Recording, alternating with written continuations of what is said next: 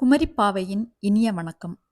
இன்னைக்கு சிம்பிளா பிராயில்டு சிக்கன் எப்படி செய்கிறதுன்னு பார்க்கலாம். வீட்டிலேயே மசாலா பொருட்கள் எல்லாம் ரெடி பண்ணி இந்த பிராயில்டு சிக்கன் செய்ய போகிறேன். இந்த ரெசிபிக்காக நான் இன்னைக்கு 5 லெக் பீஸ் யூஸ் பண்ணியிருக்கிறேன். அதுக்கு தேவையான பொருட்கள் என்னன்னு பார்க்கலாம். அரை டீஸ்பூன் பெப்பர் பொடிச்சு அந்த பொடியை எடுத்துக்கலாம். 1 டீஸ்பூன் ஜீரக பொடி எடுத்துக்கலாம். அரை டேபிள் ஸ்பூன் கரம் மசாலா பொடி, அரை டேபிள் ஸ்பூன் மிளகாய்த்தூள், அரை டேபிள் ஸ்பூன் மல்லித்தூள், அரை டேபிள் ஸ்பூன் இஞ்சி பூண்டு விழுது, 2 டேபிள் ஸ்பூன் தயிர், அரை எலுமிச்சம்பழம் புழிஞ்சு அந்த சாறு, உப்பு இதெல்லாம் சேர்த்து முதல்ல மிக்ஸ் பண்ணி எடுத்துக்கலாம். இதில் தண்ணி எதுவும் சேர்க்க வேண்டாம். இந்த தயிர், லெமன் ஜூஸ் அதில் இருக்க தண்ணியே போதும். 1/4 டீஸ்பூன் மஞ்சள் தூளும் சேர்த்துட்டு கடைசியாக 1 டீஸ்பூன் எண்ணெய் சேர்த்துக்கோங்க.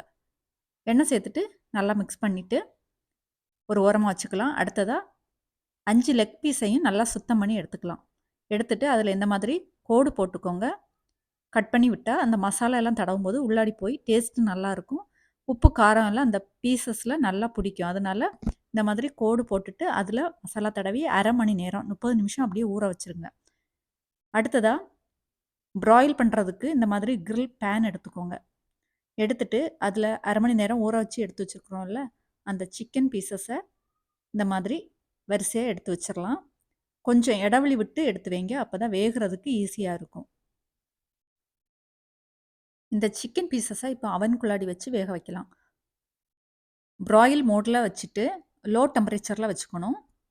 ஹையில் வைக்கக்கூடாது. ஹையில் வச்சா சீக்கிரமாக கரிஞ்சு போயிடும். அதனால் லோவில் வச்சுட்டு ஒரு 10 நிமிஷம் வேக வச்சுட்டு இப்போ வெளியே எடுத்து பார்க்கலாம். ஒரு பக்கம் வெந்துடுச்சு. இந்த வெந்த சிக்கன் பீசஸை திருப்பி வச்சிடலாம். திருப்பி வச்சுட்டு மேலே கொஞ்சம் எண்ணெய் தெளித்து கொடுக்கணும். எண்ணெய் தெளித்து கொடுத்தா தான் சிக்கன் பீசஸ் ட்ரை ஆகாமல் நல்லா சாஃப்டாக இருக்கும். இப்போ திருப்பி வச்சாச்சு. திரும்பவும் ஒரு 10 நிமிஷம் அவனுக்குள்ளாடி வச்சு வேக வைக்க போகிறோம். எப்போவுமே ரெடிமேடு மசாலா யூஸ் பண்ணாமல் இந்த மாதிரி நம்ம வீட்டிலையே மசாலா பொருட்களை பொடிச்சு அதில் மசாலா பேஸ்ட் ரெடி பண்ணி இந்த மாதிரி பிராயில்டு சிக்கன் செய்யும்போது டேஸ்ட்டு ரொம்ப நல்லாயிருக்கும். ட்ரை பண்ணி பாருங்கள். ஒரு 10 நிமிஷம் வேக வச்சுருங்க.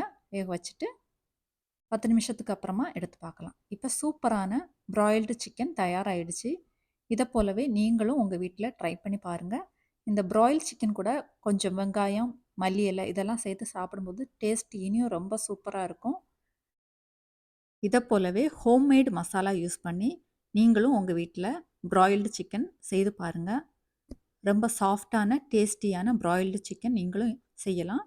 இந்த வீடியோ பிடிச்சிருந்தா மறக்காமல் சேனலுக்கு சப்போர்ட் பண்ணுங்கள், சப்ஸ்கிரைப் பண்ணுங்கள், லைக் பண்ணிவிட்டு கமெண்ட் பண்ணுங்கள். நன்றி. வாழ்க வையகம். நல்லதை நினைப்போம், நல்லதே நடக்கும்.